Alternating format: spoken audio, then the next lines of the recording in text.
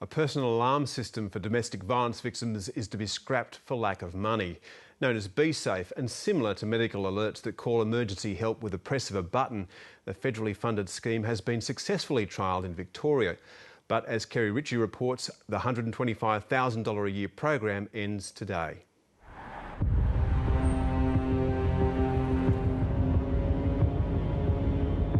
It was always driving by, the phone calls, coming to the house.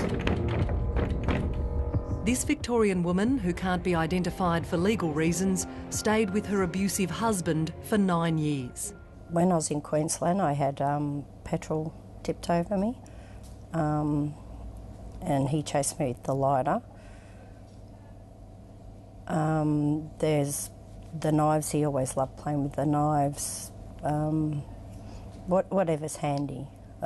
I've had dogs set onto my face, all sorts of stuff, just cruel. She says she finally left her ex-husband when he began grooming one of their children to be an abuser. One of the children did actually punch me, then he gave him a knife and told him to stab me, which he refused to do, and that's when I decided I don't care where we end up or what happens, I have to get these kids out of here. The woman fled to a refuge where she heard about a new device called BeSafe being offered to others in northeastern Victoria with intervention orders out against their former partners. The concept for BeSafe, in a practical sense, has just been so simple. We just applied the technology used to keep elderly people safe and independent in their own homes. And we applied that technology to women and children escaping family violence. Rachel Mackay, a BeSafe project officer based in regional Victoria, says if a woman's ex-partner turns up, she only has to push a single button, which alerts a call centre. Phone operators then ring 000, giving police all the woman's details.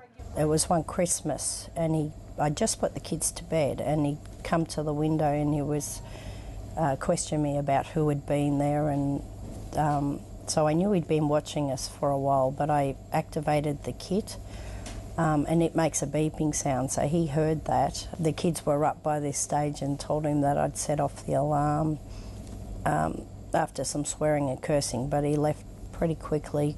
When the alarm is activated, the kits also start recording sound, so the women have proof their violent ex-partner has breached the intervention order.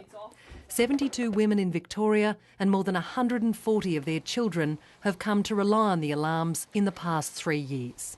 It's reduced breaches of intervention orders. It's actually reduced physical assaults against more than half of the 72 women. None of the children have been assaulted during that 3-year period. Last year, BeSafe won a National Crime Prevention Award and other states and other countries came calling. But from today, the BeSafe kits will no longer be available.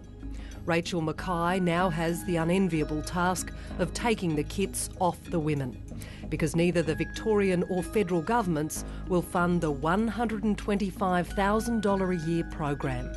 One woman, I could literally feel her breath over the phone. She just gasped to me. I had to say to her, look, we can keep you on until August.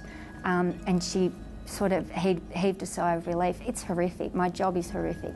I'm very scared and very sad. I don't want my kids to go back to how they were. They were starting to relax and be happy as kids should be. For them to have to start worrying again and listening out will be very difficult. Rebecca lives in a small Victorian town. To protect her safety, we've changed her name and voice. Her relationship ended several years ago, but her nightmare is ongoing. Before she got a BeSafe kit, her ex-partner broke into her home, raped her and threatened her with a rifle. He tried to shoot me. I think it was just pure luck that I managed to escape that incident.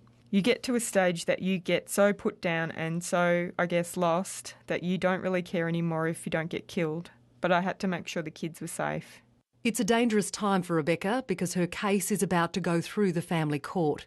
She's dreading the day when she has to hand back her BeSafe kit. The kids were to a point where they were self-harming. They were so scared whether he would turn up or not. They were so scared of seeing him. everything from bashing their heads on walls and their fists to trying to strangle or stab themselves.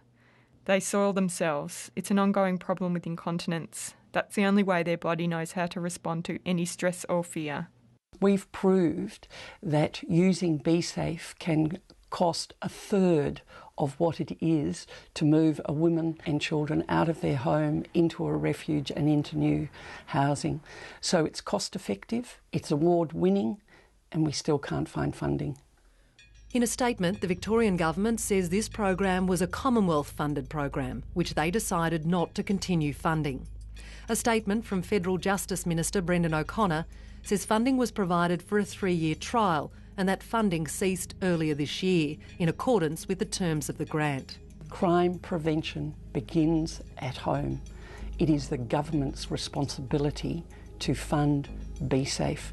They haven't come up with one reason why it can't be funded except for money.